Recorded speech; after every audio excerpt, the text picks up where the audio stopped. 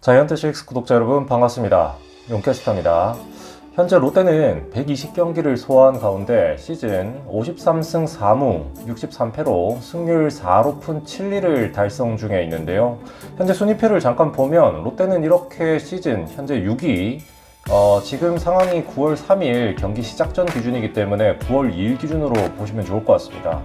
5강 전력을 위해서 뒤에 있는 기아보다는 4경기를 좀 더한 상황이고요. 현실적으로 기아의 현재 페이스를 보면 결국 5할 승부의 변수는 결국은 이제 최종적으로 5할 승률을 달성을 하냐 못하냐 뭐 이쪽에서 이제 분수령이 좀 결판이 날 것 같습니다. 롯데 상황에서 보면 단순하게 기아하고 경기차가 5경기 반차 뭐 이런 것도 당연히 중요하겠지만 자체적으로 롯데만 놓고 봤을 때 이 5할 승률을 달성하기 위해서 결국 현재까지 까먹었던 승패 마진 마이너스 10개를 어떻게 다 까내려 나갈 수 있을지 이 부분이 당연히 관건이 될 거고 초미의 관심이 좀 집중이 될 것 같습니다. 그러면 롯데 입장에서 9월 2일까지 치러진 현 상황에서 잔여 24경기 중에 무승부가 없다라고 봤을 때 롯데가 승패 마진 마이너스 10개를 까내려 가려고 하면 어떻게 해야 되냐, 뭐 쉽게 설명드리면 무승부가 없다라고 치면 17승 7패를 해야 5할 승률이 가능하죠. 결국은 시즌 성적을 최종 70승을 달성을 할 수 있냐 없냐 이쪽에서 일단 분수령이 좀 결정이 날 것 같고요.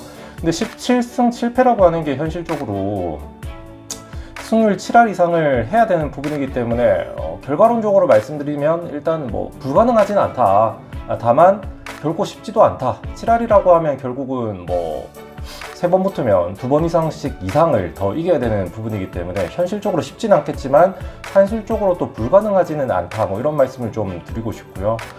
그렇다라고 해도 기아가 만약에 시즌 막판에 또 상승세를 타면서 결국은 롯데하고 상관없이 승률을 5할 이상 일찌감치 좀 앞서 나가버리게 되면 롯데 입장에서는 또 김이 확실하게 좀 빠져버리는 그런 경우가 되고, 실질적으로 기아가 뭐 5할 이상을 한다라고 보면 롯데는 앞서 말씀드렸던 17승 7패를 한다라고 하더라도 뭐 자력으로 5강 진출은 당연히 불가능한 상황이기 때문에 앞으로 롯데는 결국은 시즌 마감을 뭐 17승 7패 뭐 이렇게 어렵게 생각을 안 하고 무승부 없이 70승을 달성을 해야 되는 상황이기 때문에 최대한 좀 최선을 다하고 그 다음에 나머지 상황을 어쨌든 고려를 해야 되는 상황입니다. 뭐 진인사 대천명 이런 좀 격언이라고 생각을 좀 해주시면 좋을 것 같고 최선을 다하는 것이 중요하겠습니다.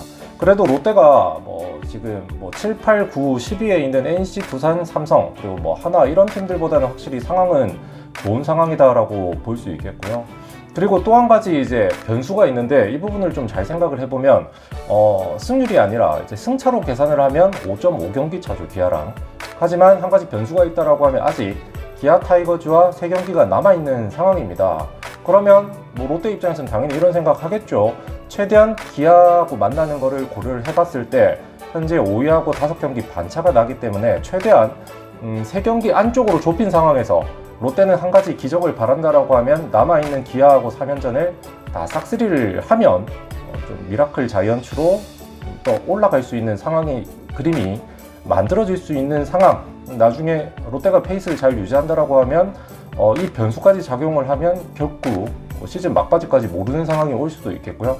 하지만 이 상황은 말 그대로 이제 또 기적이 필요한 부분, 그리고 더구나 롯데가 올 시즌 기아하고 만나서 상대 전적도 3승 10패로 승률이 2할 3푼 1, 2밖에 안 되기 때문에 현실적으로는 좀 불가능하지만 말 그대로 앞서 말씀드렸다시피 모든 잔여 경기를 다 잡아내는 기적이 좀 필요하다, 뭐 이렇게 좀 말씀을 드릴 수 있을 것 같고, 다만 롯데가 후반기에 댄 스트렐리 선수가 라인업에 복귀를 하면서 스트렐리, 반질, 박세웅 그리고 나균환의 서준원까지 5인 로테이션이 굉장히 생각보다 좀 안정적으로 유기적으로 돌아가죠.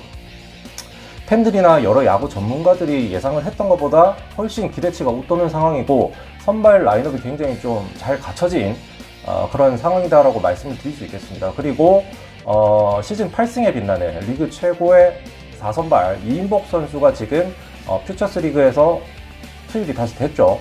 그래서 이인복 선수가 컨디션에 크게 부담이 없다라고 하면 다시 1군 로테이션에 합류. 그러면 이인복 선수가 결국은 뭐 선발의 자리를 잡아줘도 굉장히 플러스 알파가 되고, 뭐 불펜에서 또 릴리프 역할을 맡아주는 것도 당연히 플러스 알파가 되기 때문에 선발이나 불펜이나 어디로 투입이 되든 어쨌든 이인복 선수의 가세는 확실한 플러스 알파 상수 전력이 될 수 있다.